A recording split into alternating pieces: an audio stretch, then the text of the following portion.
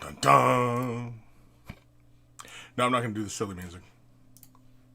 Ladies and gentlemen, we are live. Thank you so much for joining us here today on Warhammer Live for the biggest ever Warhammer 40,000 preview.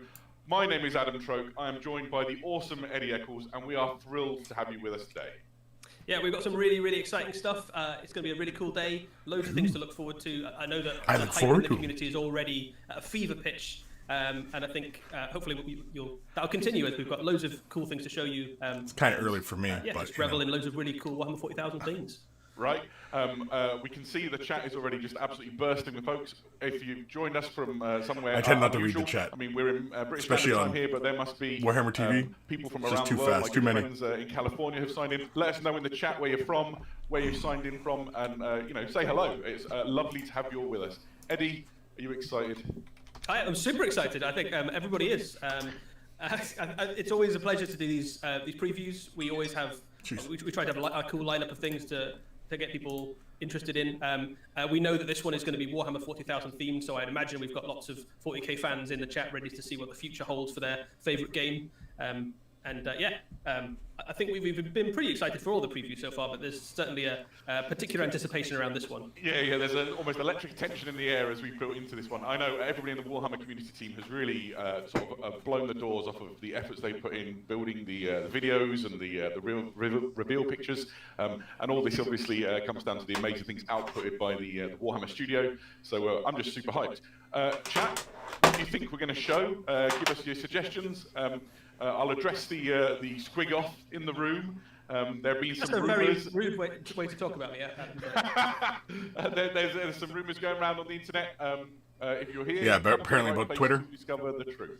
So it's lovely to have you with us. And over the next little while, we're going to be revealing some truly awesome stuff. If you've got friends who are into Warhammer and Warhammer 40,000, well, we knew it was a Warhammer like to, reveal, right? So apparently on Twitter, there's been leaks.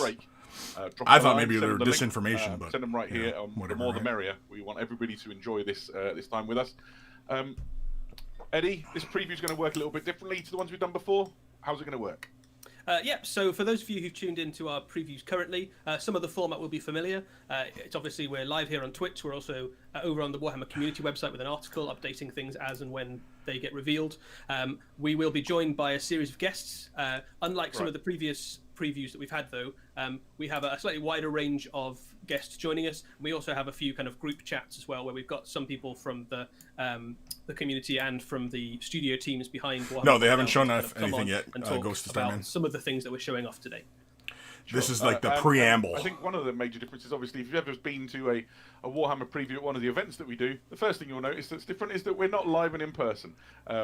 We're live in a curious place. But you're not in person. It's really nice to continue doing these. In fact, up the number that we're doing to maintain that. Like I'm just gonna be a dick the whole time, just correct him as you say. So. Out there. What's it like for you, sort of sitting at home in your living room, talking to thousands of people compared to an event, Eddie? They better reveal Codex Skulls. It's obviously different. So we've done a few of these previews now. This is the fourth one. So I think we're getting into the hang of it in terms of how they work and how the kind of how they feel. They do feel for all your skull needs.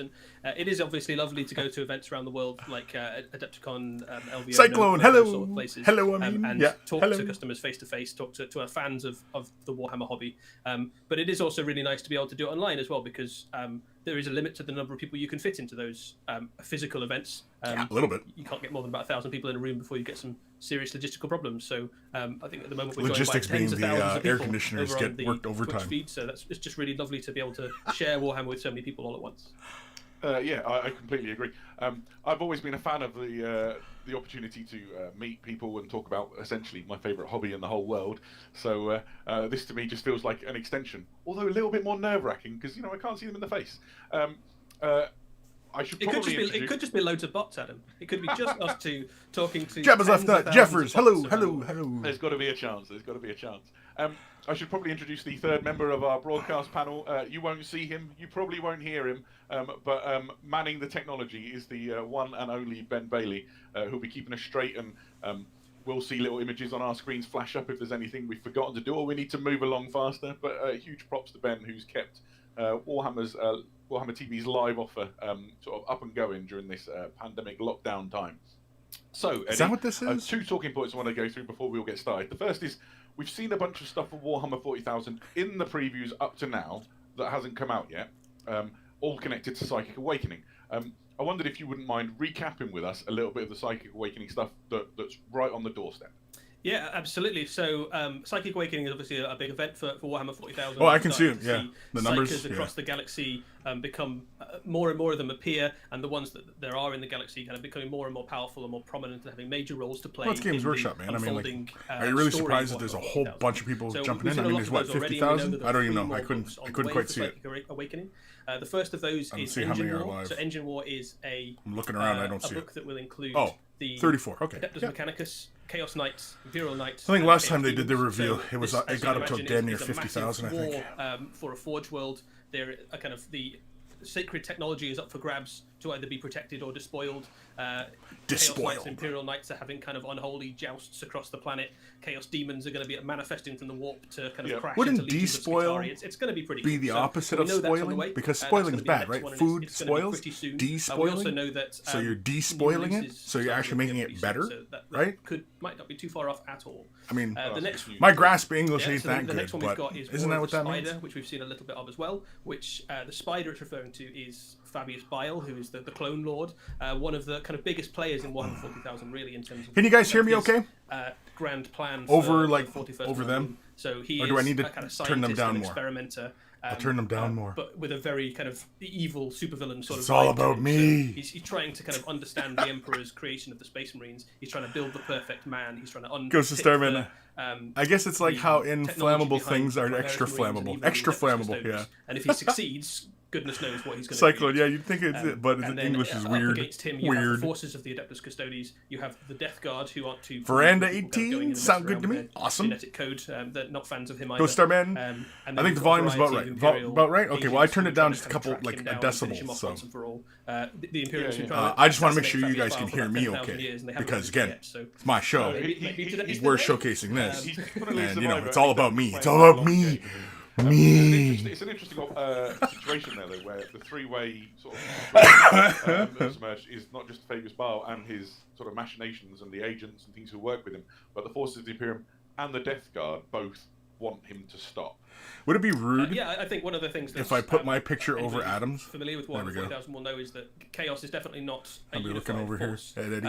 One of the great things that stops Chaos kind of overwhelming everything immediately is that Chaos does not play well with itself. The Chaos Gods have a kind of great game that they compete with each other all the time, and their servants are kind of extensions of their will. So the Death Guard are up to something that may Jeffers, I can translate. I'm English. Oh, good. We got help here. We got professionals. We got professional Englishmen. And you see that even as early as in the stories of the Horus Heresy. Even before that Chaos really has become a thing, already the Chaos Gods are kind of at odds with each other. So that's the second book anyway. That's on its way. The third one is Pariah. So, this is kind of like Class. I haven't heard a thing the teacher said. And Pariah is a very interesting title because it refers to a few different things. So we know that Pariah will see the return of Demonofuge, who is a Sister of Battle character, the kind of heretic saint, kind of not quite understood power, which either comes from faith or possibly chaos or possibly the Emperor or possibly none or all of the above. And then you have the her kind of Harlequin bodyguard as well, who is a Pariah, a kind of psychic null. Then you have, we know the Necrons are going to play a part in that as well, so we're going to see the Illuminor, who has been kind of trying to understand both Blackstone, the material, and also the kind of pick apart how psychic things work, and being a Necron. Go Starman Deluxe. As long as they don't start asking questions, we can't answer. It's all. He just kind of picks the human apart and goes, "Oh, I can't find the soul in here. I wonder. Let's try another one. This one must be broken." Sort of. Jeffers, again, get a kind of rubber. Get a board rubber. Chuck. At you if you don't listen. Oh, yeah, kind of the erasers, the chalkboard erasers. But some big kind of wouldn't be the first time changes coming with that book in terms of the narrative as well, and some big implications for maybe what we'll see today. Maybe, not that I was a class clown. I would be down with that. I sat next to the class clown. Okay, so there's lots of cool things sort of already announced and on the horizon for Warhammer 40,000. Which is the one that you're most excited about? What are you excited for? Well, he sounds really excited. I'm excited about Demonofuge. I think I read those graphic novels 20 years ago. Right. And Job's left nut. All I've heard is is the three-way chaos doesn't play with itself. What type of show is this? It's worse than Way the Brush. And I think what are these guys talking about? What engine war brings as well, because we know there's lots of cool models coming for what's going on here? We've seen those already, but obviously those are going to come accompanied by loads of new rules as well. So I think overnight, when it drops, the Adeptus Mechanicus army craziness. Fundamentally. So what do you guys think? From being I saw leaks this morning about what this is. So a kind of fast, dynamic army with cavalry and flyers. I didn't read deeper than just the initial thing. Because I was assuming possibly it is disinformation, which would have been pretty clever on their part if they did. So Leonardo da Vinci-esque imagery with sort of Ghost of Starman bombast in before they advertise some kind of tip-looping product. and to see what people do with them as well, because I mean we've only seen it in one color scheme so far. Got to keep your tip well lubed. When you see the models, I'm sure you'll know, we get to see the models a little bit ahead of time sometimes. And we always see them in the heavy metal color scheme, which is always immaculately done. But then seeing what the community does with those when they get their hands on them, like. You're going to see like weird rusted versions. You're going to see Cyclone. I'm thinking 9th. Yeah. Well, I was talking about it a bit yesterday about it possibly being 9th. And it's going to be cool. I'm just looking forward to see what people do. The leak apparently is confirming that. The chat is absolutely bursting with people who are calling out the things that they're excited to see. Some of them are completely wild. They're telling us where they're from. Ghost Starman, I haven't seen any leaks. I'm just excited for just expecting Necrons. Yeah, I'd expect Necrons. I was hoping, right. So that drop your flag. It'd be cool to see something new. But this is a 40K preview, so somebody from Southampton. Yeah. Lord Krabby, hey. Pretty nice. Somebody's excited to see Adam Trope. Well, that's it. I'm always excited to see Adam Trope as well. You can literally log off mission accomplished or tell your friends. Hey everybody, Adam's live. He's talking about something I don't know, Warhammer stuff. I'm gonna put myself over Adam again. I guess last thing before we jump in. Have you managed to get any hobby in while you've been on lockdown? So I've got a little bit of hobby done. It's been quite a busy week, so I haven't got much done this week. Jeffers, I'm expecting an anticlimax. I want something to put the Imperium back on the back foot and really put pressure on them. Xenos need to be a legitimate threat. I agree 100%. Is that the stuff that arrived the other day? It was, yes. I got the Mega Track scratch. Ghost of Starman. Oh yeah, you want to be Adam? Too bad. No, I don't want to be Adam. I don't know what Adam does actually.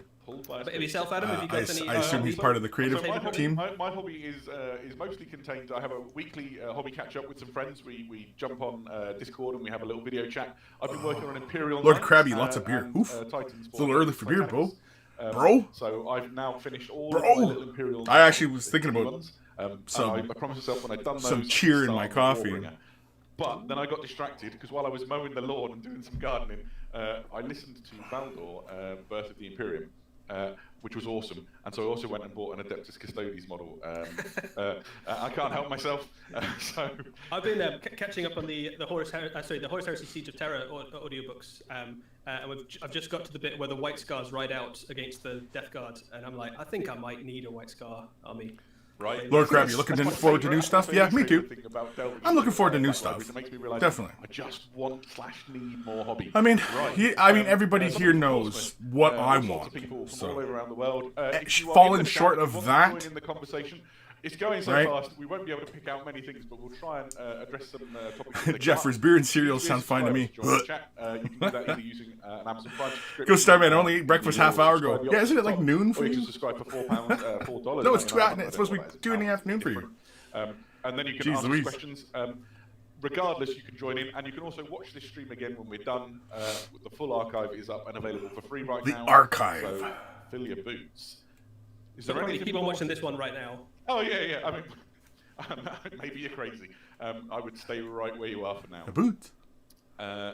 Right. Is there anything else we want to cover off before we jump into it? Oh, just Lord Krabby, just a bunch of Eldar need to be updated. There's so many. Even the Falcon and the Viper. So Ben Bailey says we can go whenever we're ready. Well, let's go on time. So we've got about 40 seconds left. So there you go. What I'm going to do is I'm going to shout outs. We've got shout outs for the Necrons. We've got people screaming, wow, there's somebody telling us they're from Nottingham, that's just down the road from us. Lovely to have you with us. Somebody wants the little guys to come back. That would be awesome. Death to the Heretics, couldn't agree more, although Eddie will tell me my guys are the Heretics. There's so many of you so hyped up. People from the US joining us, people from Central Europe. I'm thrilled. Canada, hello. I cannot wait to show you all, what we're about all to show 10 you. of us With no further ado, in Canada. Ben, hit it. In the darkness between the stars, the weak and the faithless find no deliverance. Ooh, what's this? Ooh.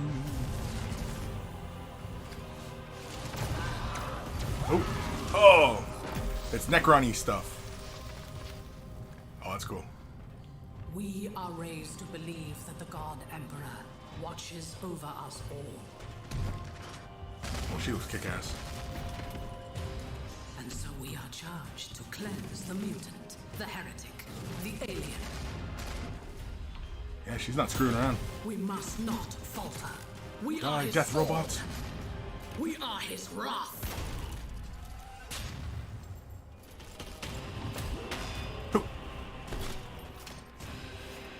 Even in the face of death, Oh, she's not happy with that. we shall not submit.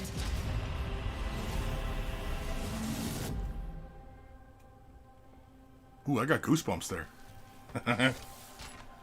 Oh, Suffering is our prayer. oh, she's disintegrating. Faith is our armor. She got a little bit of that. In battle, he offers us redemption.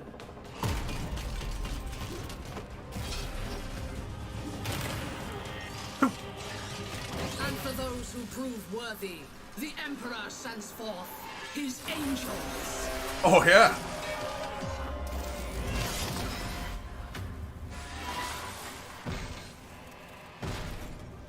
I've seen those guys before.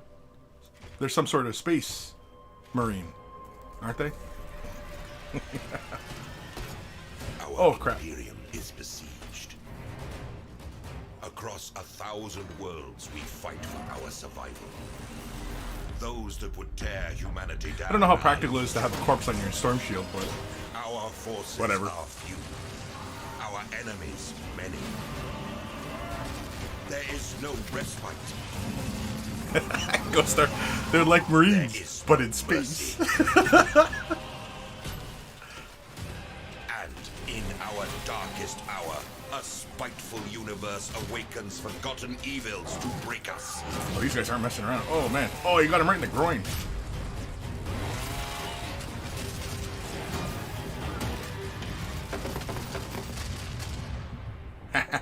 That's cool. The galaxy burns. Yet still we stand, the last bulwark against the terror. And while we draw breath, we will fight. For in this new dark age, Whoa! there is only war. Ah, new logo. Alright, that was cool. Find out more. We gotta go there. We gotta find out more. Ladies and gentlemen, we are back. I'm still Adam Troke. I'm still joined by Eddie Eccles, and we're now joined by the Supreme Lord of the Warhammer Studio, Master of Models and Box Games, Pete Foley. What did we just see? You know, I'm going to put myself right in here in this corner. Sorry. There we go. Guys, I couldn't hear you for a minute there. I probably can now, though. So do you want to try again? Well, Oh, no. we'll start from the top. How about that? I'm still Adam Troke, still Eddie Eccles. We're joined by Pete Foley. If you don't know, Pete Foley manages the Book and Box Games studio for the Warhammer studio. He's been heavily involved in everything to do with what you just saw. What did we just see? What is this? So a pretty amazing picture into the 41st millennium, I think. Actually, I want to put myself back over here, just in case they switch to. It to wasn't obvious. some Clearly graphics. the announcement of a brand new edition of Warhammer 40,000. Yeah, an unbelievable way to make that that declaration with a just incredible new logo. Yeah, I like the new logo. It's clean. What can you tell us? Let me get rid of myself here. What happens next? I dig that. What are we looking at? Well, the culmination of the Psychic Awakening storyline has that's been building up over the last 6-9 months now.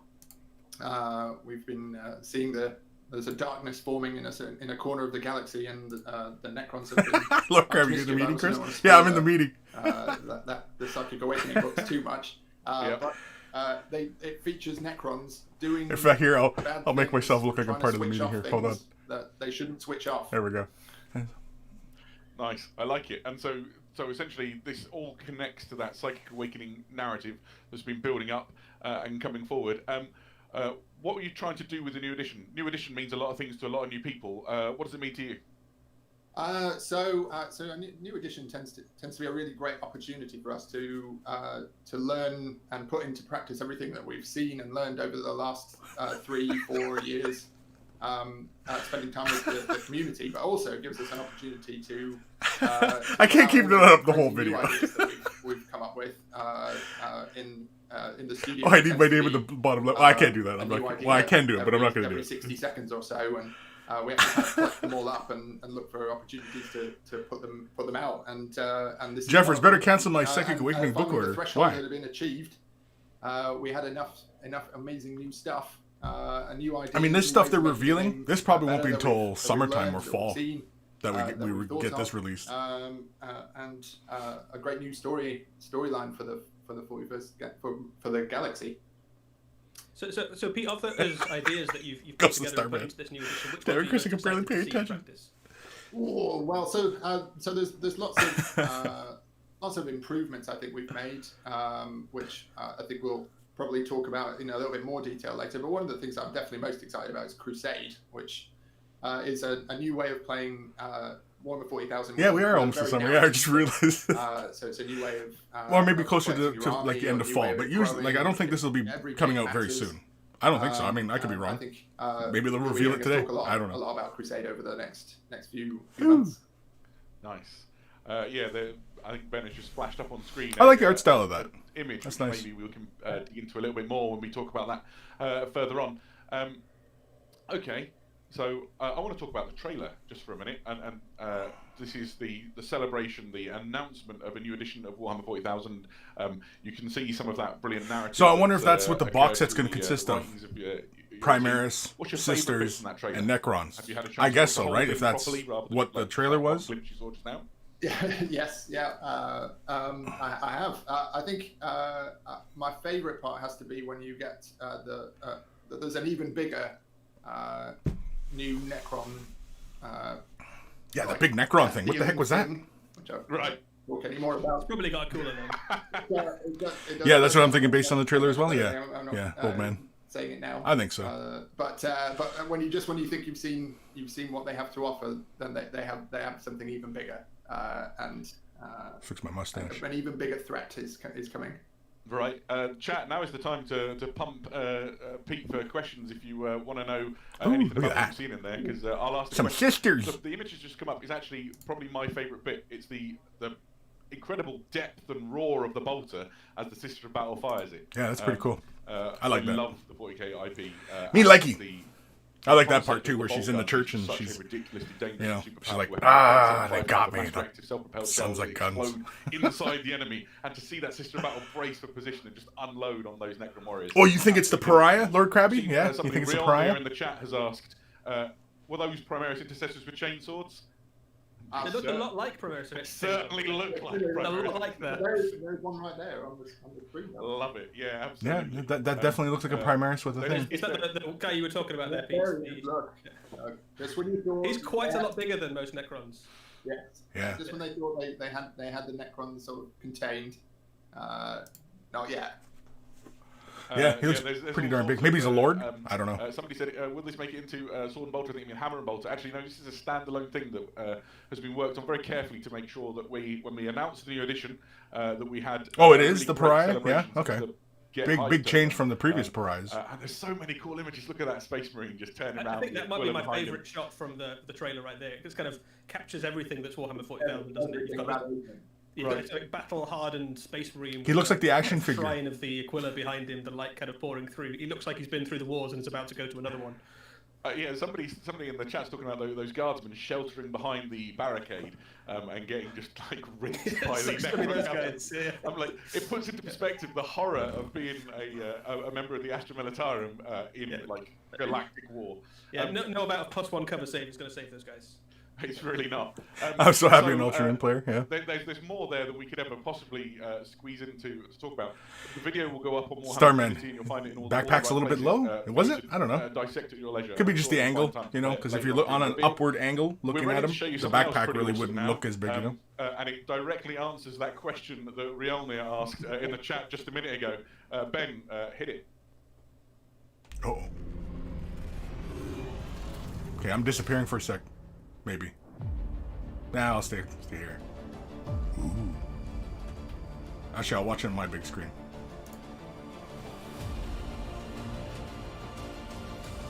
Looks like a video game.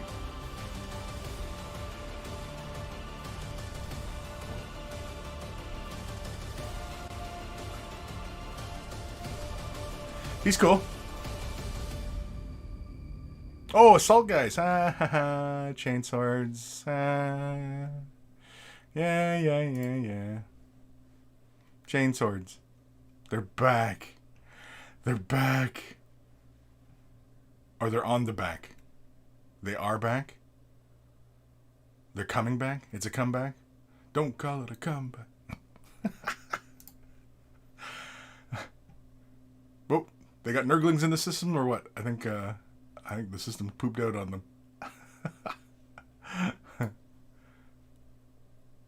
I don't know where they went. Ladies and gentlemen, there they go. we are back. I'm still Adam Troke. That is still Eddie Eccles. And now we are joined by Stu Black, who is the head of the 40k team Back, baby. in the Warhammer studio. Welcome, Stu. Hi, Adam. Hi, Eddie. How you guys doing? Stu Black. I can't believe how awesome this is to get to show all this stuff. Chainswords are back, baby. What did we just see? Rip and tear. Yeah, Lord Krabby. Rip and the tear. intercessor. There's nothing more 40k than a sword that's also a chainsaw. Yeah, I want to see some Eldar stuff. And we thought it was about time that we had units of those guys, and close combat Primaris Marines is probably the thing that we've been asked for most over the last couple of years. And we really wanted to Lord release them Krabby, in give us style, something. so Something! Give us Absolutely something. love it. The quintessentially 40k nature of a sword that doesn't just kill the person you're hitting, but splatters them over everybody nearby is really the way to go. And you see these guys like Cyclone, Eldar and getting Jack. The trailer that we did for the edition as well. Yep. So it's really cool to see them sort of taking it to the Necrons. Is this guy for all chapters? Can everybody get involved with Assault Intercessors? Oh, there he is. They certainly can. They certainly can. Look pretty good in red, just saying. They do. They look pretty good. Yeah, they look pretty cool.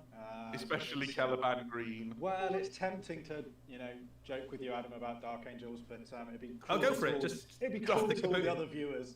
Dark Angels are Dark no Angels joke. can have them too. Yes, come on. And, as you can see there, he's got his chainsaw. He's also got a heavy bolt pistol. So a kind of upgunned bolt pistol. These guys are really, really good in combat. I love it. Yeah, I think that Warhammer 40,000 has been waiting for something like this, hasn't it? There's lots of characters in the Space Marine armies right now, in the Primaris armies especially. The grenades of we're swords. looking for a unit to lead. Addressed to whoever it may concern. Like, Ragnar Blackbane, obviously released very recently. You've got Kasaro Khan. You've got characters that right. I like it. Boys, I'm ready to lead the charge. It's pretty cool. Actually, I'm going to stand at the back of my bolt rifle, but you go right ahead, boss. You can just imagine them all just listening to Is that like writing they've got on his knee or something? Just wait, and now they can finally charge.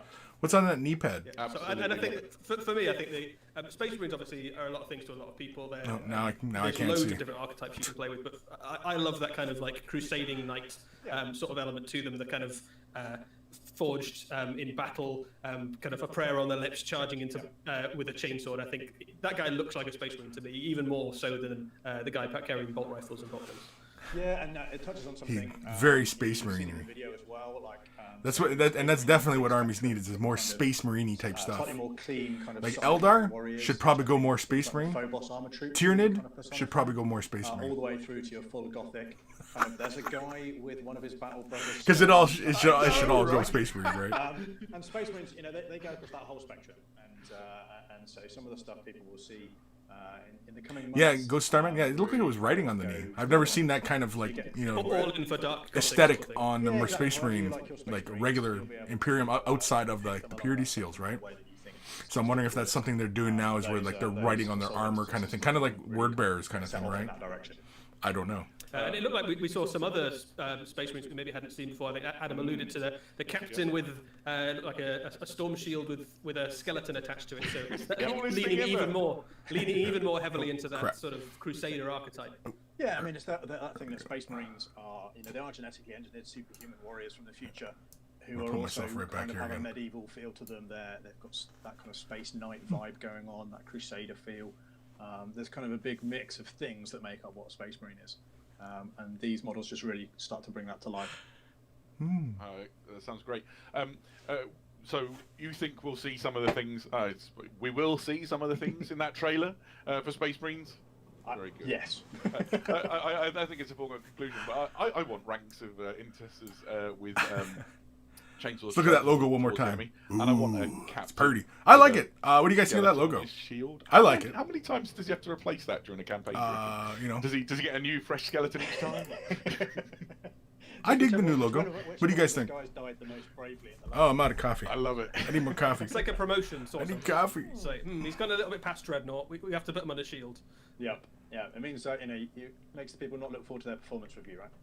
Yeah. I think, sending a message. I'm sending help. As well, I'm very much looking forward to having Lassie, the scrap with get help. Space Marines chainsaws as well. They look like they'd be up for a good melee combat. Yeah, they really give. Old man, I like it also. Yeah, I like it too. Myself, another way of using Space Marines. Cyclone. Primaris Terminators hover bikes also inbound. A really powerful close combat force. Yeah, I can see that. Yeah, and I think certain chapters that are going to like really enjoy that. I could imagine. Starman, new logo is fine. Don't think it was particularly necessary though. I mean, the logo's changed. What? Rogue Trader, second edition, third edition. Medieval knight sort of vibe, don't they? Even and more then so third and fifth, I think it changed somewhere. And then. Sure, we'll see loads of these guys painted up as Black Templars. So I've got a couple of questions. As the lead on all things 40k here at Games Workshop, my first question for you is: what are you working on hobby at the moment, buddy? So two things. One, I was using the Space Marines. Got my own. Thanks, buddy. And I realised as we went into lockdown here in the UK. And can you just turn the pot off and then turn it back on so the light comes back on? Primaris Marines for my Iron Hawks. So is that a trailer for a video game? No, that's for the new 40k. It's a new edition. Remember I was talking about it the other day? It's a new edition. Dude, it's a great choice. Why do the Necrons look like they got a Titan? That's just apparently it's a Pariah, which is an old unit from way back in the day. Some blips around the paint station. As you approach them, will manifest into units. Exactly. Yeah. I see people saying storm shields. Very nice. Space Marines and storm shields now. Oh, chainsword. A question. They got Primaris has chainsword now because otherwise they all have just power swords, right? As the lead, the models anyway. Once and for all. That looked pretty cool. That almost looked like a video game trailer. Yeah, it did. It was really cool. Obviously, I've got to say Dark. Is it a game? Yeah. Oh, Old Man Logan says happy The birthday. thing is that we can't talk about Eddie's opinion on Dark. Do you? You stalking him? Yeah. He's stalking you, old man. Well, he'd be wrong. The chat has just exploded, literally. It's just a wall of people. Chain shields, yeah. I want chain shields. Tabletop war game, which we could decide the best Space Marine adapter once and for all. If only there was. We'll never know. We'll never know. No, someone should make that. That would be super grand. Okay. Just turn the power off and then turn it back on. So, there were a couple of questions that have flown by that might be good to try and squeeze in before we move on out of here. We've covered whether or not these are available to all chapters. Somebody said, do you think the new edition will be good for close combat oriented armies? That's a good question. That is a good question. I certainly hope so. We'll talk a little bit more, I think, in a little while about some of the features of the new edition. But we certainly looked at every army and every unit in every army whilst writing the new version of the game. And a lot of the things that people will talk about later, that people will see, definitely. Yeah, you could not have me in these meetings. So it is always a good time to be waving a chainsaw. Nice. I agree. When is a bad time to have a chainsaw? Never. Right. Good one. Ben is whispering in my ear that we're nearly time to tee up the next interesting thing. Oh, okay. Let's go. Let's do it. If everybody is sitting comfortably, we will show you the next video. Cool. Okay. I'm disappearing. Ooh. More Necrons. Oh, this is for the Pride, dude, or is this Warriors? I guess I just shut up and watch.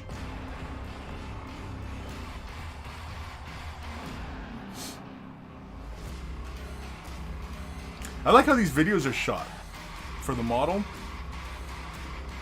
It looks like they're filming the 3D render. They give it like a surface that looks like a painted surface. Necron Warrior. Cool. Necron Warrior. Oh boy, I love it. I'm still Adam Troke. What a shock.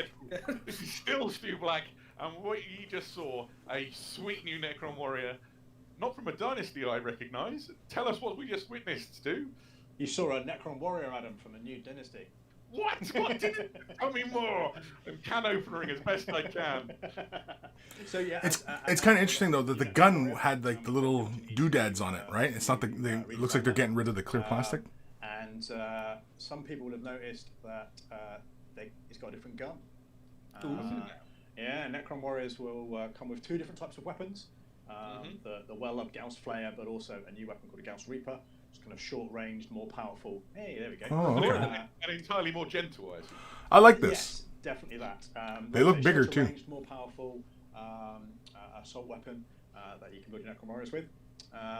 As you can see from these guys, they were really playing up that kind of the horror aspect of the Necrons. They've got a kind of shambling zombie-like feel. The miniatures designers have done an amazing job on these guys. Yeah, these guys are pretty cool. You can kind of see almost like their kind of entrails hanging out in some of the cabling and yeah, stuff. they got little doodads hanging from them. So I see the one little got a scarab next to him.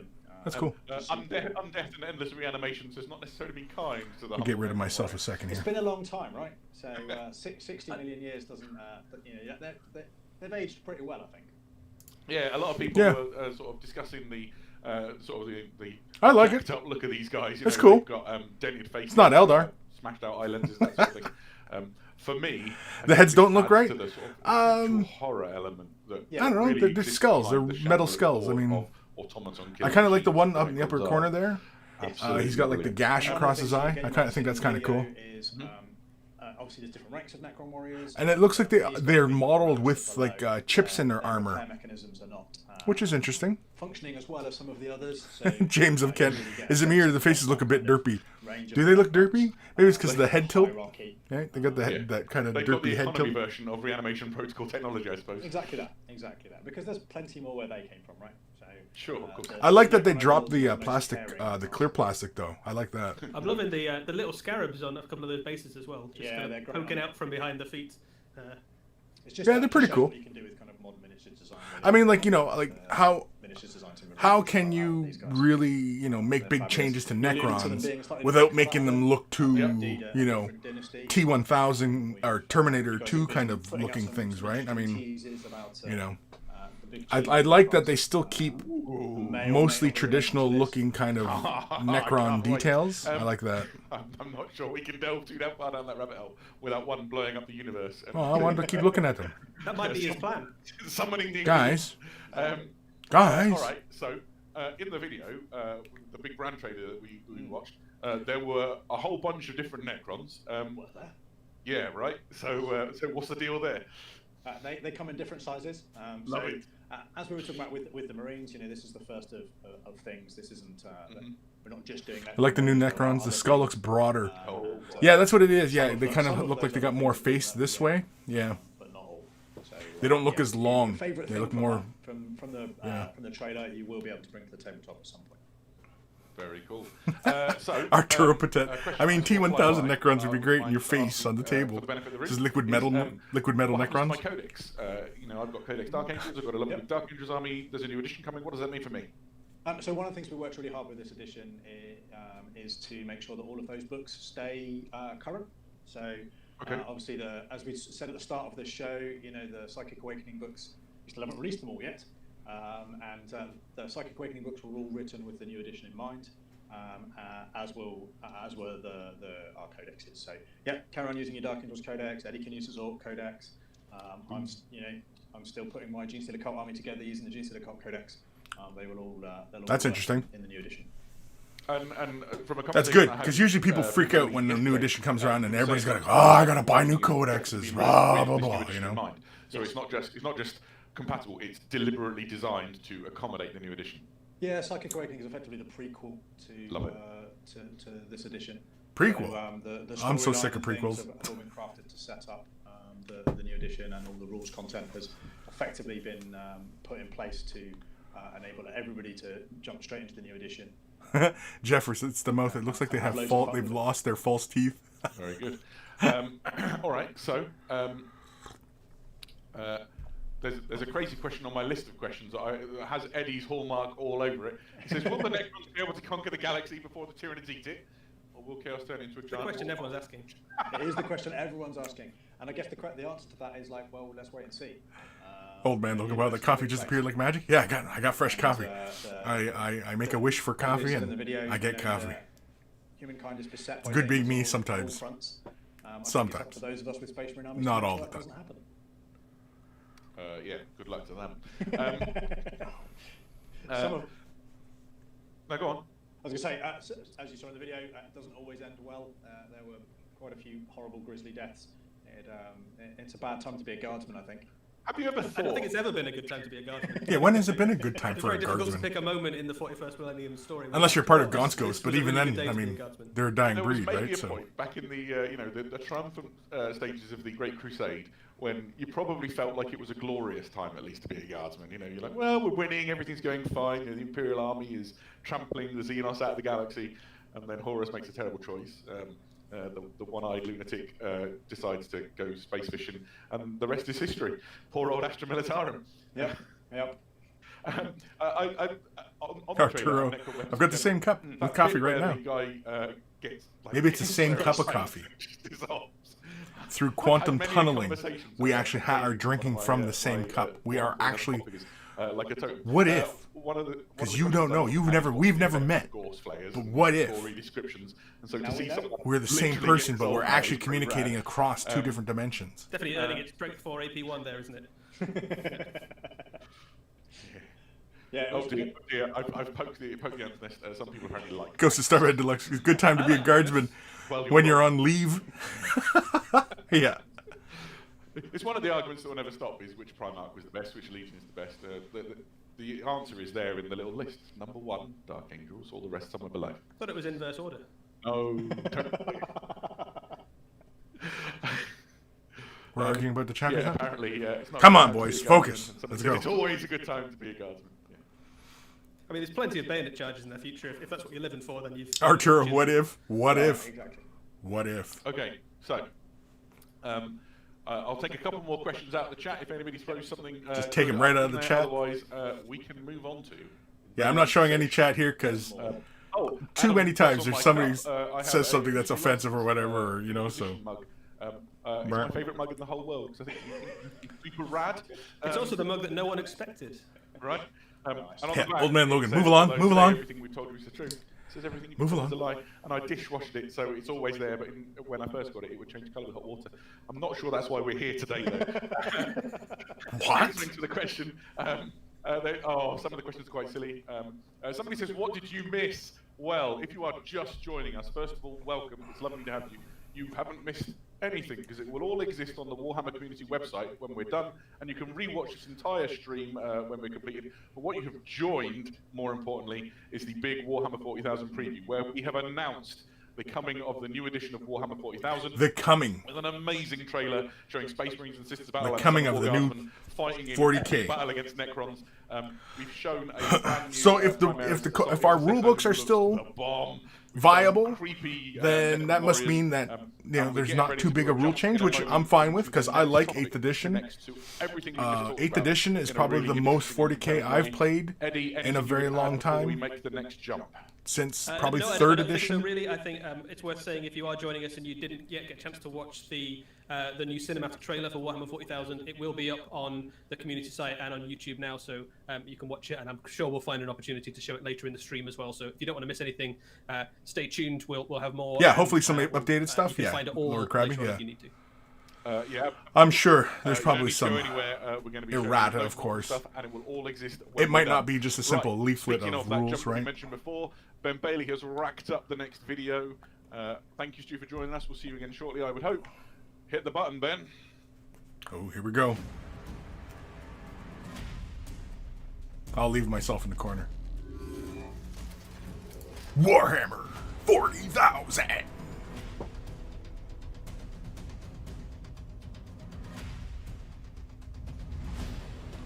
Horus hearsay. The Horus hearsay. The beast arises.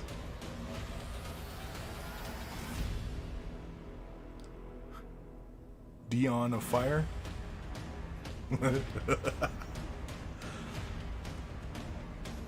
Ooh, some new books. Avenging Sun. Looks like a movie poster.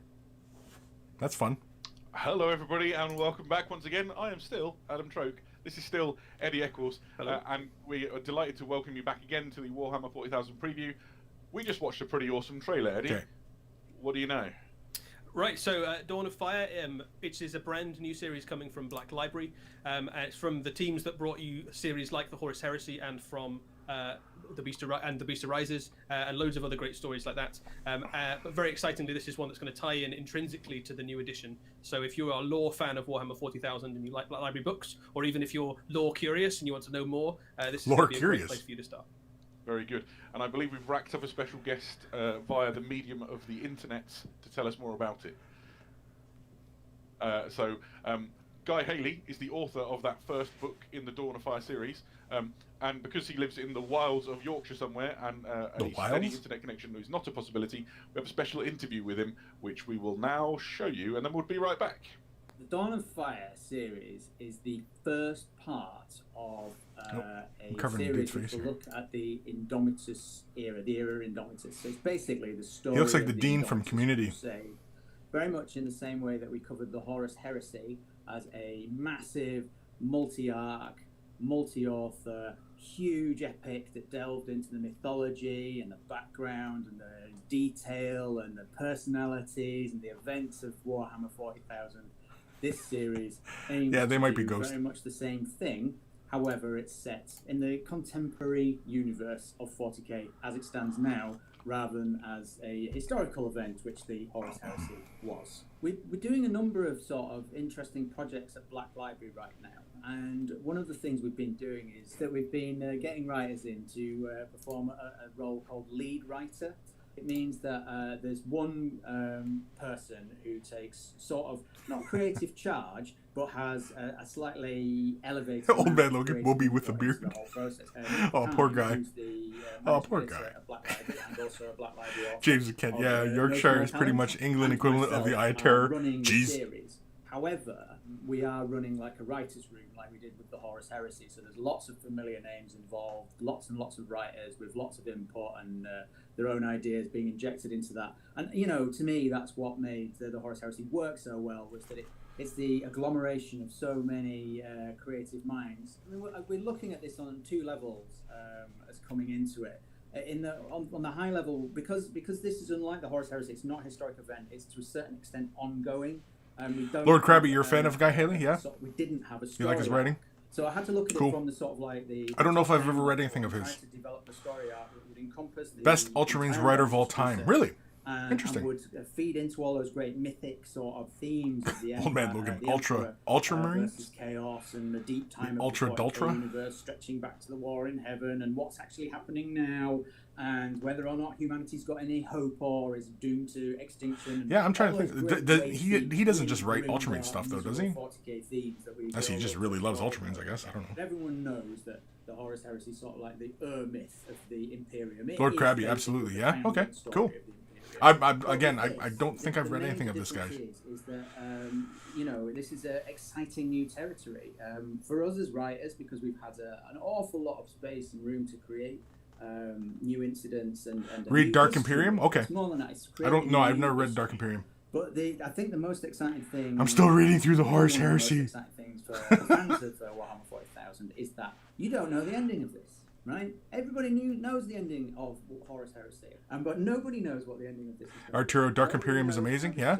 Well, Okay, well, if I got two of you guys yelling at me to read Dark Imperium, I guess I'll have to read Dark Imperium. In audiobook, even better. I don't know if I can do the audiobook. I find audiobooks too distracting. The overarching plot. Ghost of Starman, bold of you to assume Kris can read. Har, har, har, har. You're working your way up to another punch in the nose there, Ghost. Even for me, who's deeply involved in it, right from the ground up, it's going to be a journey of discovery, and it's going to be really exciting.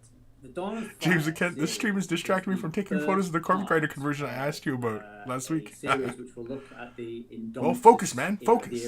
Come on. So it's basically this. Well, thank you, the internet-projected voice of Guy Haley, and welcome back to the chat, everybody. We cut Guy off. What the hell? Still in the Eccles, and we're joined now by Nick Kime, who is word wrangler to the gods. Black Library Editor Supremo. Catfish, shotgun beers. In the new Dawn of Fire series. Welcome to the chat. Thanks for having me. Cyclone. I drove around Arizona listening to Dark Imperium. Beyond what Guy has already really eloquently explained. Well, it's a huge new series for Black Library.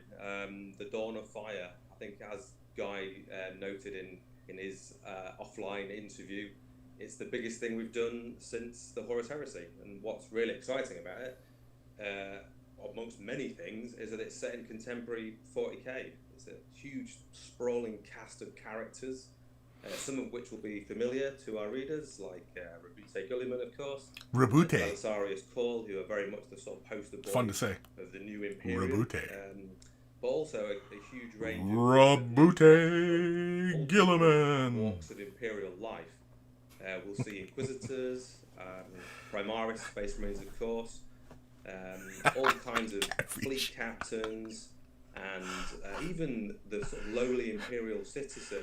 I'm harder than Chinese arithmetic. The great thing about the series, even given its epic nature and the sort of the sheer ambition that we've got for it in terms of the story and the kind of things we want to cover, and also the deep lore that we're really going to kind of dig into, is that it comes in at all different stratas of Imperial life to give you a really good picture as to how the Indomitus Crusade kind of came about, some of the different Goes to Starman. Wouldn't it be Necrodermis hard? Even with his superlative sort of knowledge and abilities that only a Primarch could possibly have, and the challenges of Cycling. You like the way they portrayed Gilman, really?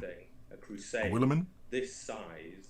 Rabute. That hasn't been seen since the time of the Emperor, his brother Primarch. So it's in this corner. Massive beats, massive thematic beats. That are really the sort of narrative underpinning.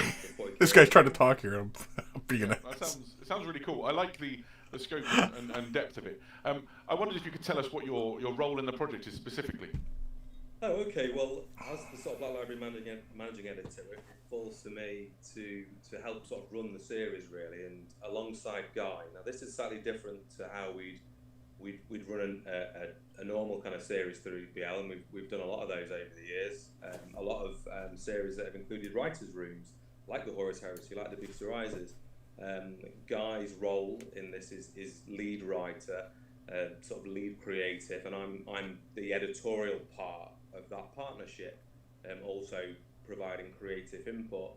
So it's my job to bring all the authors together, to lay out what the major narrative beats are going to be together with Guy. We've worked very closely together on this project, and actually we've worked together for many years, and really just make sure everything runs smoothly, and we keep surprising and delighting our fans with each novel and each new reveal and each new character. So that the Catfish, too bad there isn't a fast forward feature. Epic experience. I know, just give us the previews, man. Yeah, I think. Sorry, Eddie, go on. You can jump in first. No, I was just going to say I'm a big Black Library fan, and I really enjoyed series like the Horus Heresy and the Beast Arises. The Horus Heresy. And I think one of the things I'm excited for with this one particularly is with those stories, even though the how was a little bit up for grabs, the end result was the series was never in doubt. You know, Horus is going to face the Emperor. The Imperium's still there 8,000 years later after the Beast arises. So, you know, only so much can happen.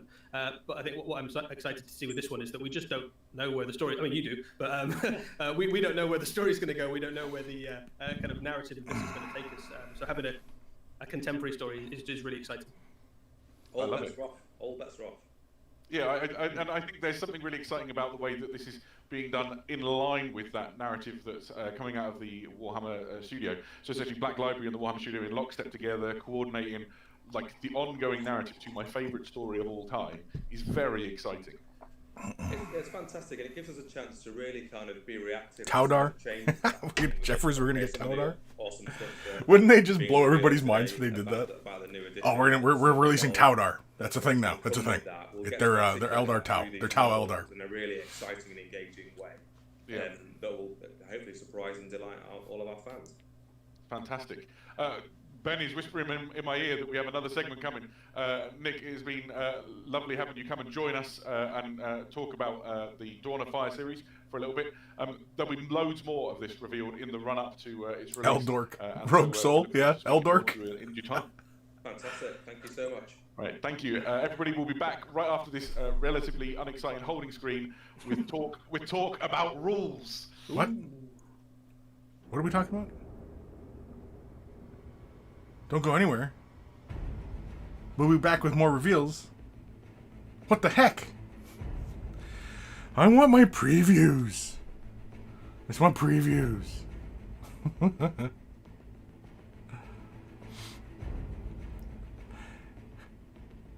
Jeffers, I play Farsight, so kill the Ethereal and all will be good. Oof. Rogue Soul, coffee break. Yeah, coffee break. Time for some more coffee. That's what I've been doing. I'm sipping coffee here the entire time. Trying to stay awake. It's too early for Kris. It's too early. My God, this is too early for me to be up. It's almost 10. At 10 in the morning, it's not early. But man, I was trying to wolf down my meal this morning, trying to hurry up and get this stuff and get all my bells and whistles running. Catfish, time for some Jameson in the coffee. Not yet. It's a little early for that. Old man, 640 here? Really? You're at 640 for you, dude? Oh man, you must love yourself some Warhammer 40,000.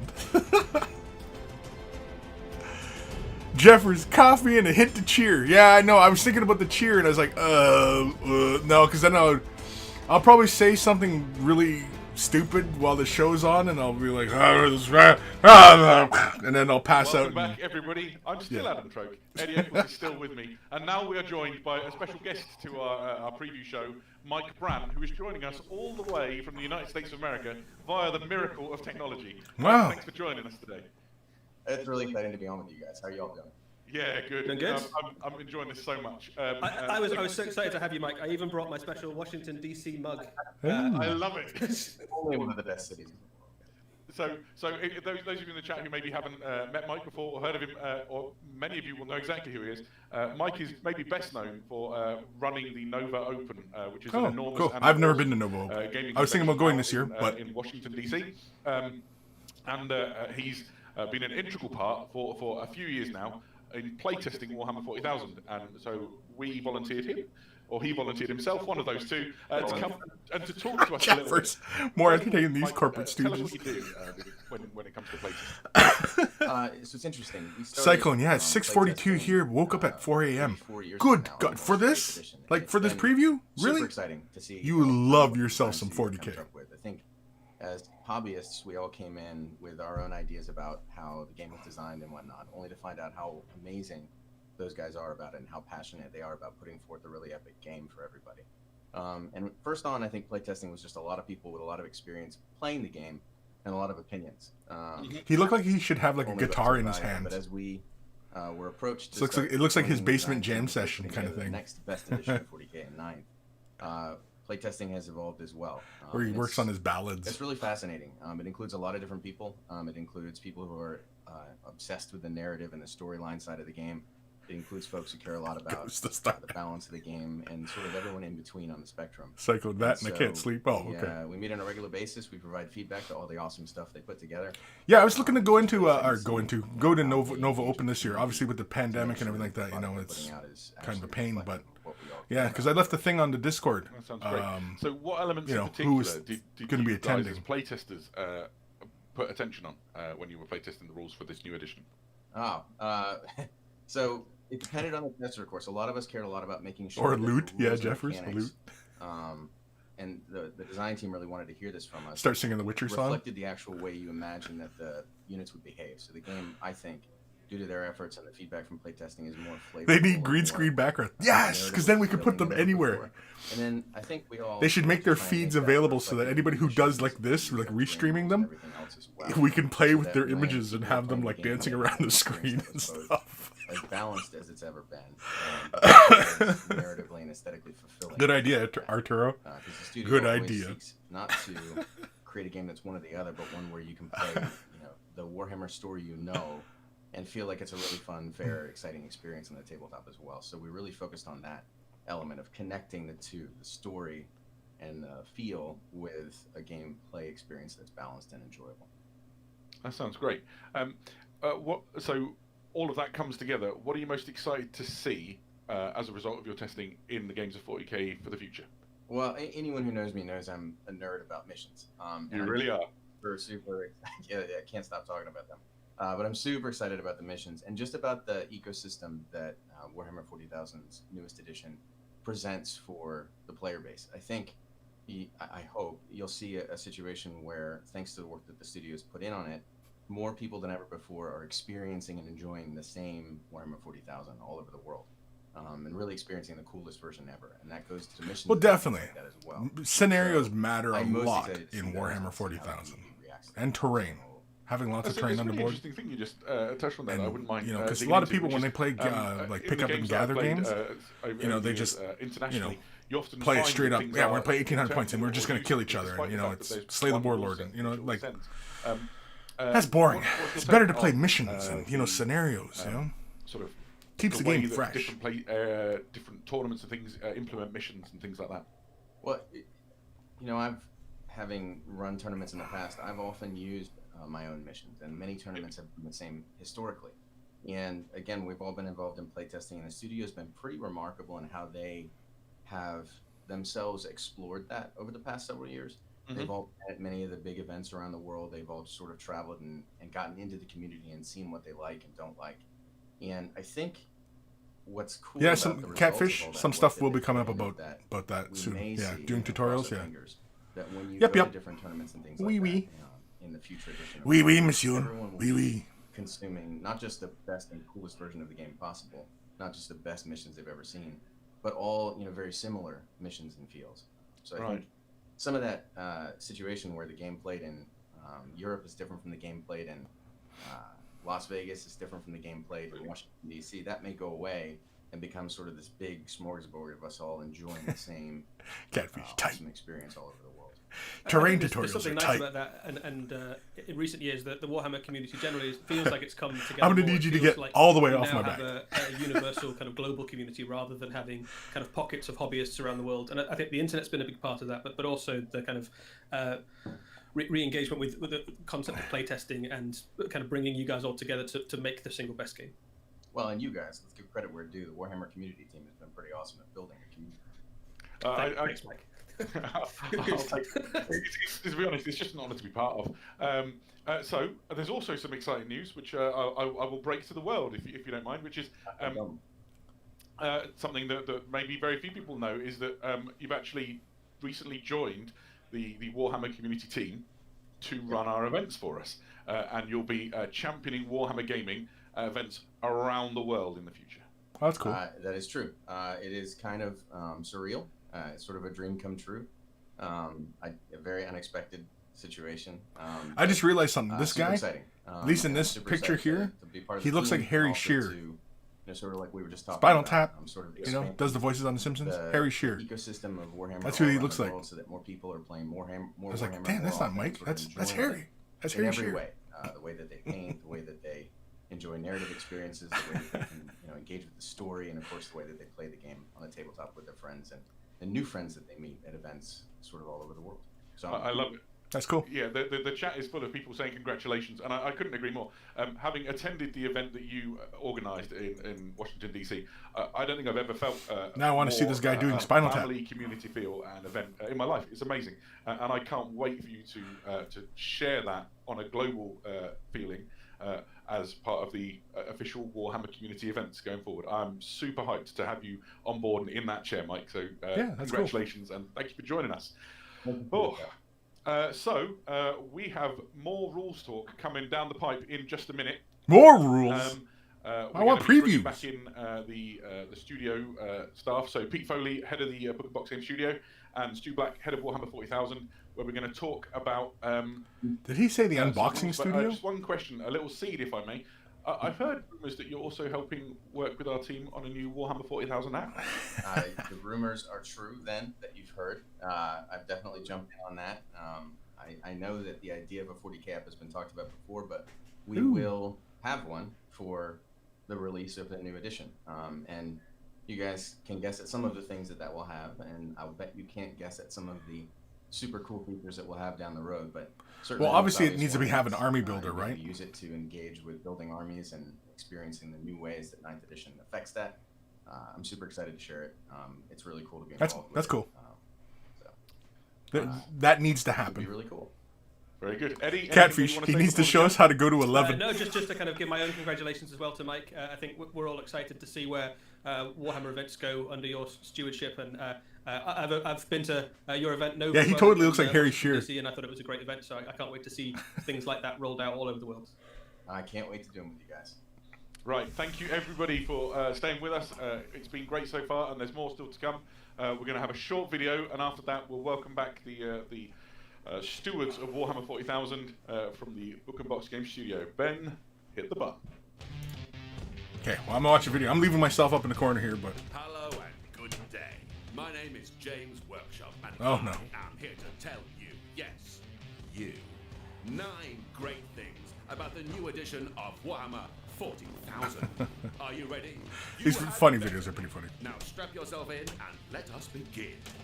Strap in. I love it when it rhymes. 1. Warhammer 40,000 has been polished to perfection. Thousands of hours of feedback and innovation have refined the game you love into a gaming experience as smooth as a Necron's shiny head. 2. The most immersive system for narrative play ever! The all-new Crusade system links your games. Earn battle honors, experience, and new rules for your army. It's time to toughen up, kid. Take your recruits from green to me. 3. Everyone loves command points, so now everyone gets more. Expect less soup and command more points for everyone. 4. Tanks are back on track. Your armored behemoth's been getting bogged down by pesky horrid grots or squishy Did he say gaunts. behemoth? No more.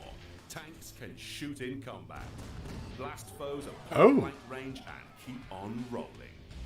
5. Terrain's been rebuilt from the ground up. Want to defend a building, getting bonuses while you do? Absolutely. Want to sneak up on your opponent using terrain to block their line of sight? We've got you covered. Want to run screaming at your opponent with your chainsword raised and a hymn to the Emperor on your lips? Not completely relevant to this section of the video, but also, yes. 6. Warhammer 40,000 at every size of game. From lunch break combat patrols with your new army to crushing your friends beneath the iron boots of your full collection. We have balanced the scales. Oh, 7.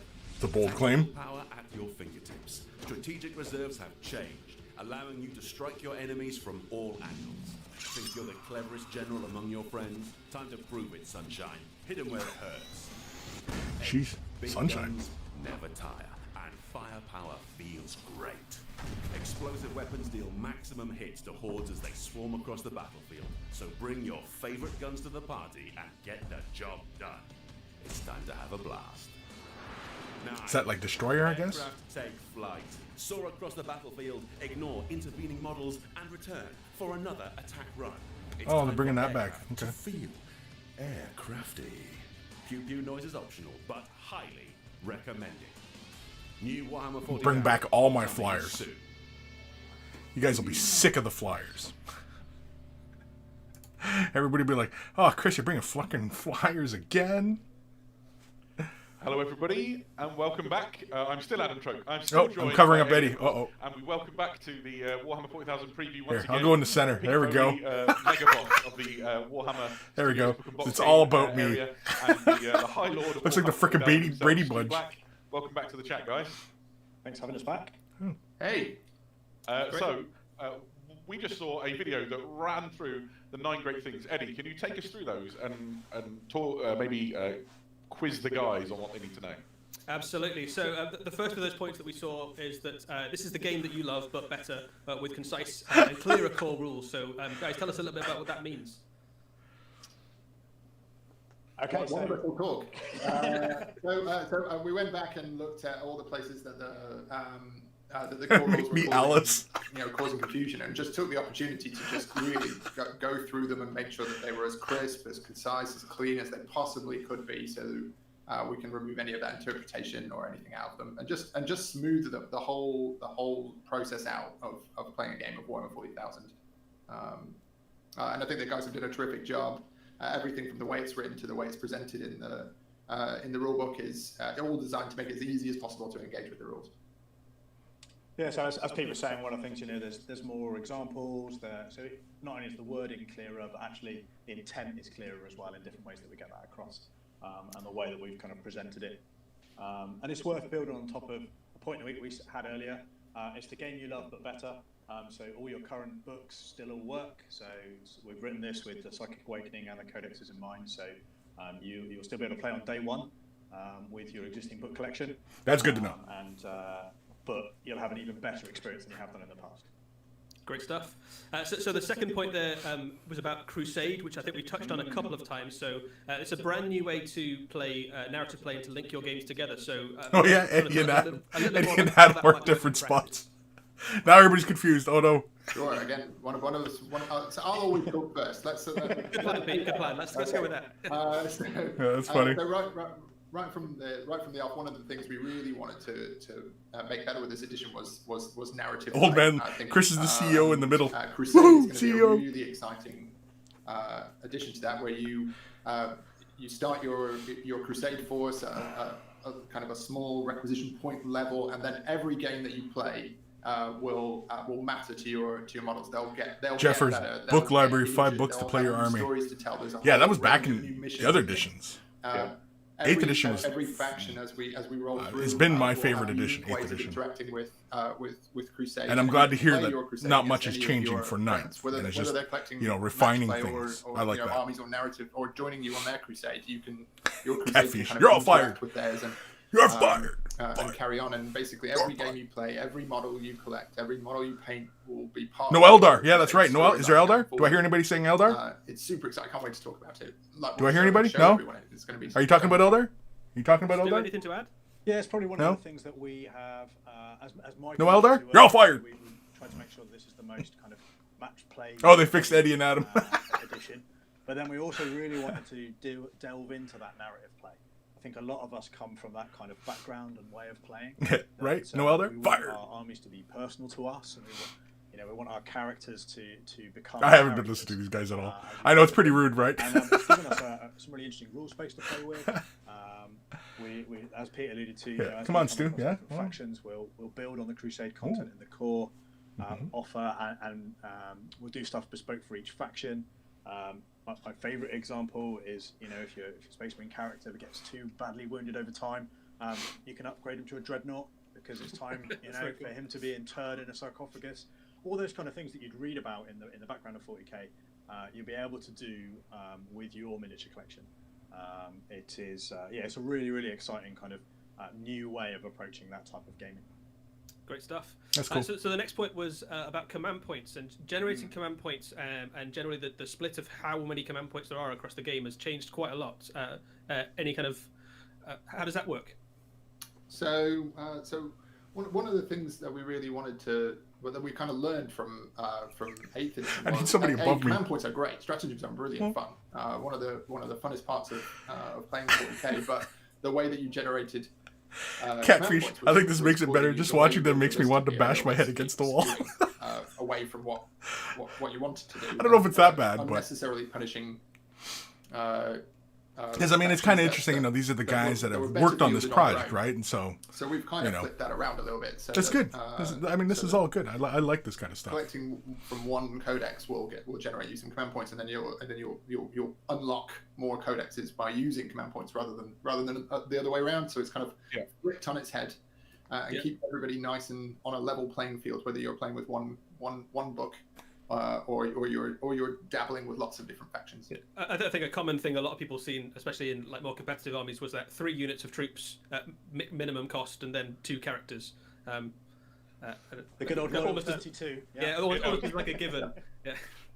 Yeah, exactly. As Pete said, particularly kind of elite heavy armies, things like Adeptus Custodes, often kind of struggled to be able to use all the cool stuff that was in their codex, just because of the way that their command points were kind of generated by the detachments that you used. So it's based more on the size game that you're playing, and then you then choose how you're going to spend those command points depending on the choices that you as a player make.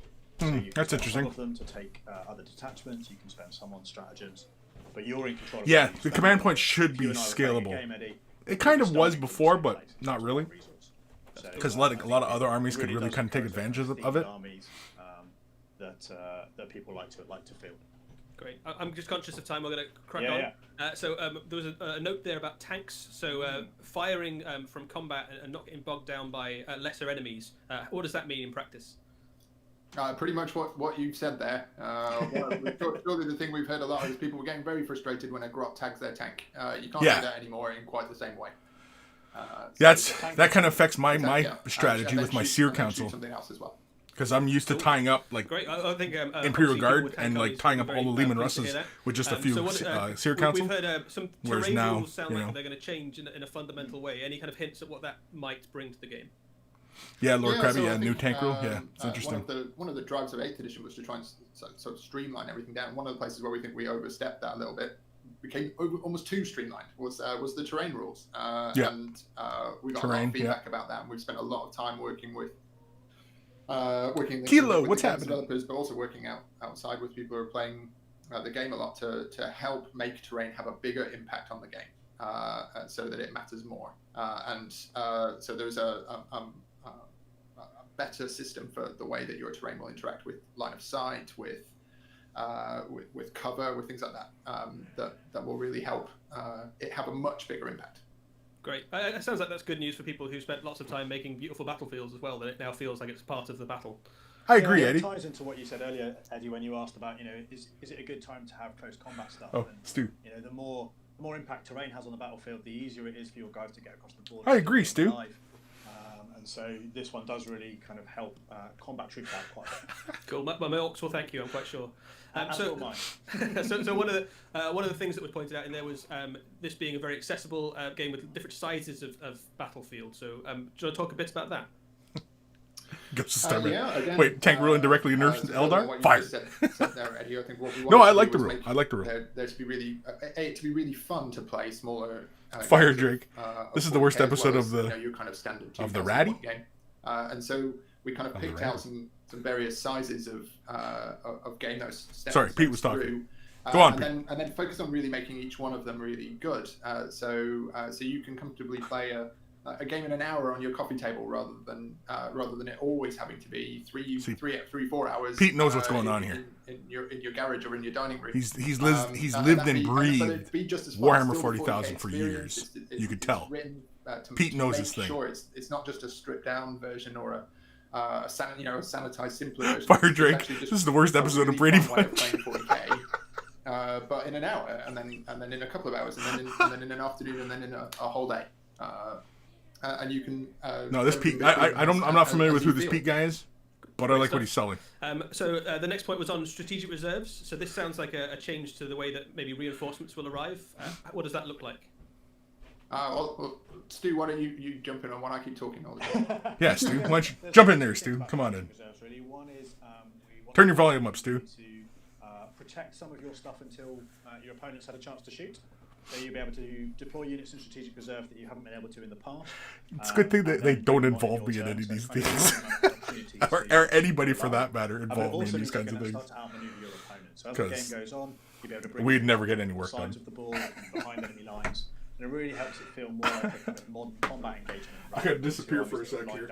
The feel we were trying to get across. Oh man. And then the 8th point there was about blast weapons. So this sounds like good news for anyone with maybe Lima Russes or Imperial Knights or nice big cannons.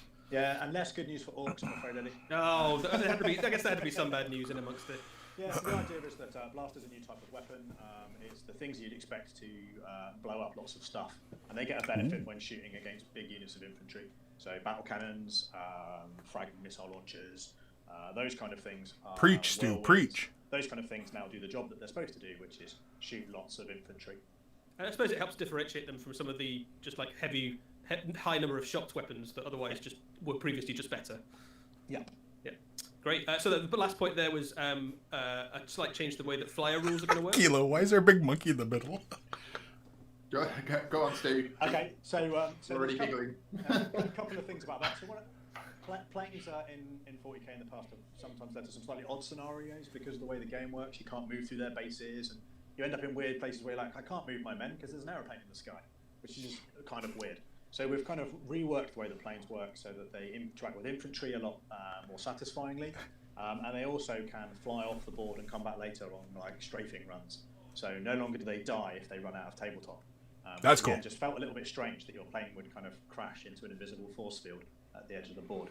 So we really wanted to rework those from the ground up, really. That's cool. I can't stop chuckling about it when I think of the picture of the Voldia holding this little his aeroplane. Fantastic.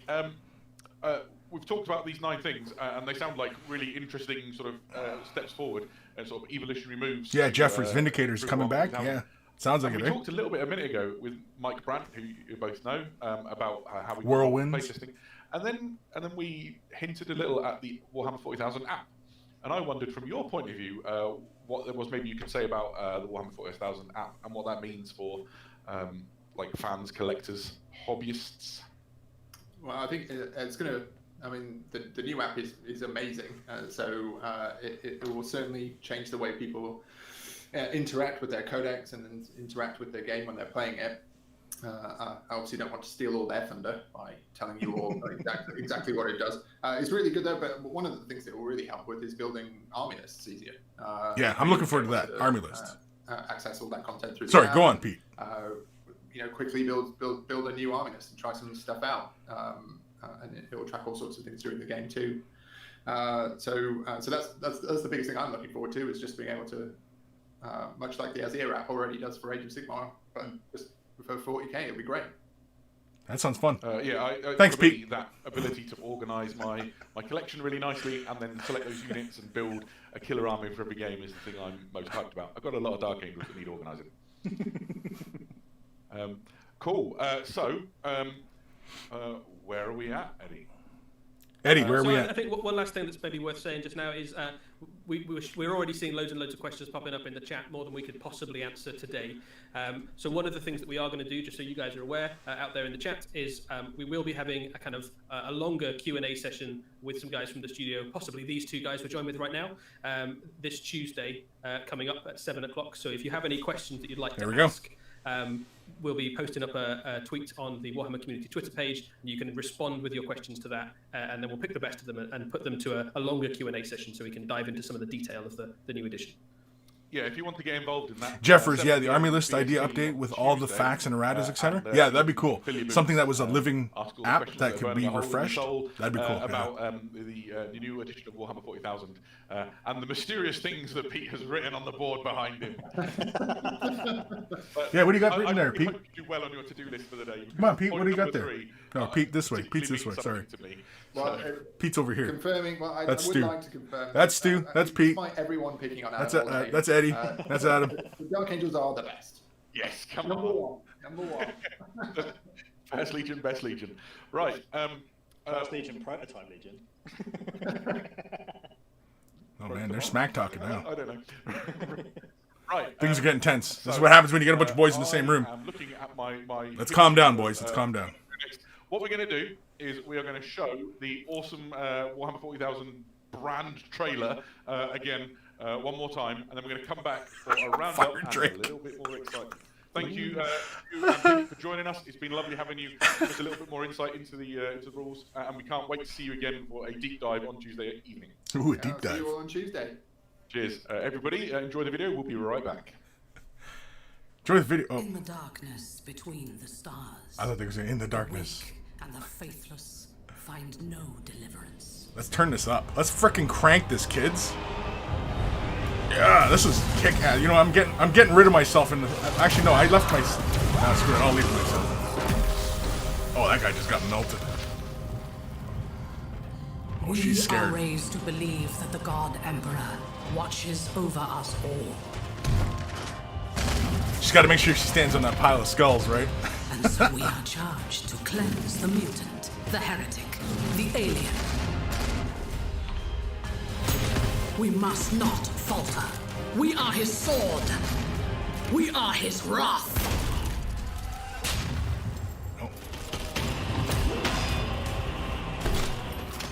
Oh, he took off a chunk of her armor. Even That's in cool. the face of Or her death. helmet. Oh. We shall not submit.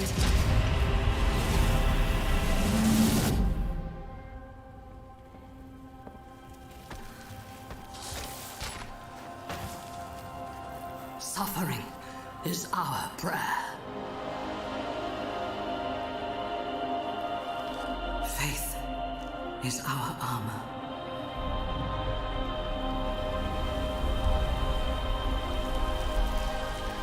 In battle, he offers us redemption. The Emperor healed her.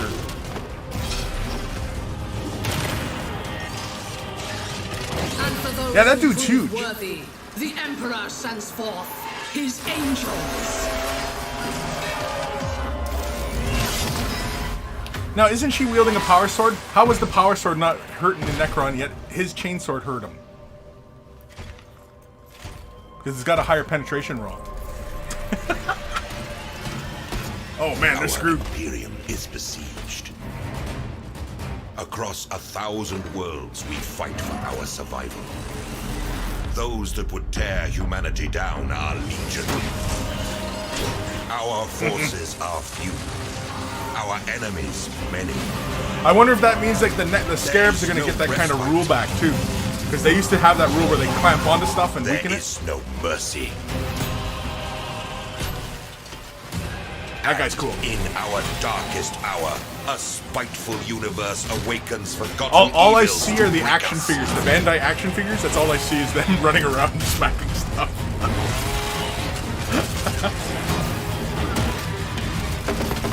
I really need to get out of my house. The galaxy burns, yet still we stand, the last bulwark against the Terror. And while we draw breath, we will fight. The Terror! For in this new dark age, there is only war. That's cool. I like the new logo. Necrons, cool. Space Marines with combat swords, cool. What else did we get? And we are back. I am still Adam Troke, although for a moment my name swapped over to the man who is also joining me, Eddie Eccles. It's a great name. It is a good name. I wouldn't have been ashamed at all. It's lovely. Welcome back, everybody.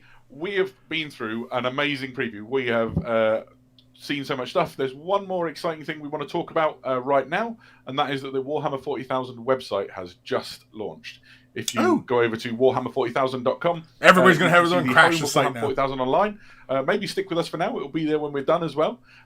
This is the place where if you've ever got one of those friends who goes like, "Oh, what is this fight mallet that you're talking about?" You can send them there to Wasn't sure if they learn noticed about that. Warhammer 40,000. In time, it will also evolve to become an amazing hub. We'll host that epic cinematic trailer that you just saw there, but it will grow to include brilliant, fully comprehensive how-to-play videos and a whole suite of extra things. Sweet. Yeah, absolutely. It is designed as a kind of great introduction to what Warhammer 40,000 is and kind of what the game and the setting is all about. But there's also plenty of stuff on there for you guys who already know all about Warhammer 40,000, it's well worth checking out the site because there's some Easter eggs hidden in amongst the site that we haven't shown off in the preview today, but you can kind of stumble across yourselves if you want to. So Warhammer 40,000. Yeah, they did talk about like there was more Necron-y type of things out there. So yeah, it's grand. So with that out the bank, we got a little bit of conversation about a few other bits and pieces that have happened today. And stay tuned for the final teaser. Don't go anywhere. Final teaser. What have we seen today? Maybe Ben can jog our memories with some sweet graphics as we go through the things that we've covered off. Yeah, absolutely. So we started off the day with the new cinematic trailer for Warhammer 40,000, and it is just absolutely spine-tinglingly awesome. It's we saw Space Marines, Sisters of Battle, Necrons, and kind of awesome fights. Seeing them kind of brought to life, animated, and chopping each other to bits in ways we've never seen before. So very You exciting. can't get in, Old Man Logan? Did the site crash? I love that trailer. I'm going to go back and watch it when this is over again, just because it's great. I think it's a testament to how fun it is that as it was on and we were waiting for the next segment, we were going, no, this is my favourite bit, and discussing it. Yes, quite. Yeah, so that was very cool, and obviously that led into the reveal of some brand new miniatures, which with the characters in some instances features in that trailer. That's not too bad. And also the hint that possibly the rest of the stuff we haven't seen in that trailer may well be coming in miniature form in the not too distant future. So a Primaris Assault Intercessor, that's right. Chainsaws are that's back. Pretty cool. And this guy looks like he's absolutely ready to make a charge into the middle of some heretic line and start chopping guys up. Also, huge shout out to whoever did the paint job on that. It's amazing. It is glorious, yeah. And Necrons, I think as well, these are pretty cool. Particularly for close combat. They're growing on me. Marine, I like that they look a little taller. Plenty of those in their army. You know, he'd look great in Zealous Black or Bloody Red or Fenrisian Skies Grey. And I like they got rid of the crystal bit. You can paint green if you want, Adam. That's fine. I like that. I'm sure you can paint that green. Detail. But then obviously we saw some brand new Necron Warriors, so that these guys, again, a very cool looking miniatures kit. They have a much more kind of hunched, decrepit, gothic horror sort of feel to them. They are not the shiny robots that we maybe saw previously or have seen previously for the Necrons. These are very much undead. You guys are too much. Automata creations. I dig these Necrons. Kind of like rusted bits and missing eyes and reanimation protocols. Looks like they're on 32 mil basis. Yeah, I think so. With, like, it looks like techno scarab things. Just a really cool. I'm unit willing with to some bet these guys as well, are probably like the same size as the old Necrons, but because it looks like they're standing up straight, they're probably taller. Yeah, no doubt. I also like the fact that we were hinted at with Stu Black that some of the other things you see in the trailer will be transitioning onto our tabletops very soon as well. And then there's this Dawn of Fire series, the first novel of which is revealed. Yeah, absolutely. So this is a brand new series from Black Library about Warhammer 40,000. Excitingly for fans of the lore, this is a collaboration between the studio and Black Library, where we will see the kind of the current narrative of Warhammer 40,000 explored in a lot of detail from every perspective, all the way through from like the Primarch and Belisarius and the kind of major players of the 41st millennium, all the way down to the kind of humble citizens, in the same style as a series like the Horus Heresy or the Beast Arises. But I think excitingly for me, and I hope for other Black Library fans as well, we don't know where this narrative is taking us, and it will be contemporary with the timeline of Warhammer 40,000 as it unfolds. Yeah, I think this is the chance. There's Buddy in the picture, like from this angle, it looks like Buddy from Star Wars. Learned about the Horus Heresy for the first time, or Finn. whatever. He looks like Finn. We're treading new ground here, and I love that the Black Library team and the Warhammer studio are working. And Gilliman actually from here. Gilliman actually looks like Alec Baldwin. That we love. Yeah, and I think as well that first novel there by Guy Haley, I don't know how familiar you are with some of his recent books, but there've been some absolutely great books from Guy Haley recently. Yeah. I'm particularly fond of some of his stuff with the Blood Angels and Dante. When we first saw this, I said it looked like a movie poster. For something to read over the next few weeks while you're awaiting this. You could not go. You couldn't do much John better Boyega, than, that's his name. Guy Haley's Dante John series. Boyega, that's who it looks like. Yeah. Or it looks like a bit like an aged version of him. And then to accompany the brand new edition of Warhammer 40,000 that we announced today, we also announced the development of a Warhammer 40,000 app. That's cool. Absolutely. So Warhammer 40,000, the app, we've talked about this a little bit in the past before. This has been in development for quite some time. Warhammer Age of Sigmar, the kind of sister system, already has a very good app, which is kind of an invaluable companion to anyone who plays Warhammer Age of Sigmar. I think it's almost a given that if you're a fan of that game, you have it on your phone. Warhammer 40,000, the app, intends to be everything that does and more. So this will be, make some space on your device now, because this is going to be a kind of invaluable tool for anybody who likes Warhammer 40,000. Yeah, I agree. Oh, there we go. And here is the website that we just mentioned. A sensible piece of advice would be, if you want to follow all the latest news about the upcoming new edition of Warhammer 40,000 and really be up to date, sign up for the newsletter on there. I think there's going to be some cool things happening with that in the next few weeks. And so if you want to be sort of there on the ground floor, sign up for the Did they even say a release date as well? Yep, so the newsletter basically will give you the updates whenever there is any major news about Warhammer 40,000. So when it's ready to pre-order, I didn't even notice. Did they even say? When anything about the new stuff that's coming out, that newsletter will kind of keep you up to date. But obviously, we'll still be telling you about it on all the usual places too, so the community site and Facebook. But it's just another way to stay up to date. And that website, as we said before, will also have is well worth checking out just because it's full of cool stuff. And there's a few little hints about what's I was going to say, maybe there's an Easter egg or two lurking in there. I think somebody in the chat may have spied them. So make sure as soon as you're done here, you go and check it out. Yeah, but not before. Well, you don't want to miss anything, do you? Not before the final thing we might have to show you. I thought Eddie was about to drop an F-bomb. Have we reached that point? I feel like we might have. We've told you about the brand new edition. We've shown you some of the awesome new models for Space Marines and Necrons that are coming. We've talked New about Eldar. some of the changes. Let's go. New 9 Eldar. Great things for the new edition. 9 things. Come on. 9th edition. I see what they did there. I thought we would have gone straight to X edition like they did with Power Armor. Right. We've talked about Dawn of Fire, the ongoing narrative for Warhammer 40,000 and how that's Codex propelled Skulls. forward. Codex Skulls. We've talked about the 40,000 app that's on its way. I think we're there. What remains is to thank everybody who has tuned in from all around the world. It has been thrilling to see you calling in your locations, giving shout-outs for the things you love and are excited about. And for Eddie and I, it's been a real delight to, Rogue Soul. to share this time with you. Some squats. It was, yes, sorry. That was that's all right. Thank you. It's been great. I'm not sure I've evolved to queues. What I would say, though, is we can queue up maybe one last video, and we'll leave you with it. In the meantime, lock in your diaries. The Q&A session. New Eldar. Come on, boys. New Eldar. Let's go. BST. Daddy needs a new army. Folks. Here we go. And Rolling them dice. Very soon. Thank you, everybody, for tuning in. Yep. Silence, please, for the final show. All right. What's this? Switching to my other screen.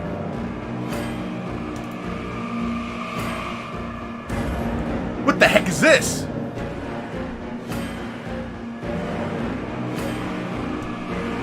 Oh.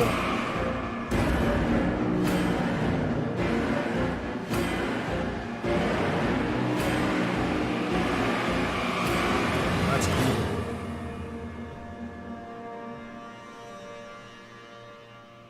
Is that like a new Tesseract, maybe? That's cool. Or maybe something completely different. Maybe it's not even a Tesseract. It's something else. Is that it? We're done? Oh, they're done.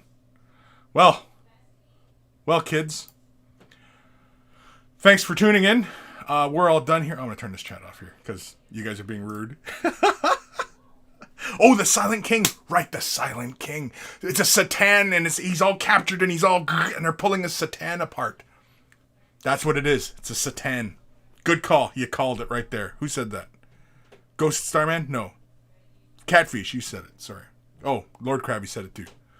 You're all right. So I want to thank you guys for tuning in. I'll be back on at 12 p.m. Eastern Standard Time, GMT -4, which is about a little over about an hour and 38 minutes from now. I'm going to do Way of the Brush, and I'll be back on. So I'll see you guys later. I'm ending this stream right now. We're all done. Thanks for joining me. Let me know down below if you guys want me to do more of these kinds of videos whenever GW does releases or even any other kind of previews and such. So I will talk to you guys later.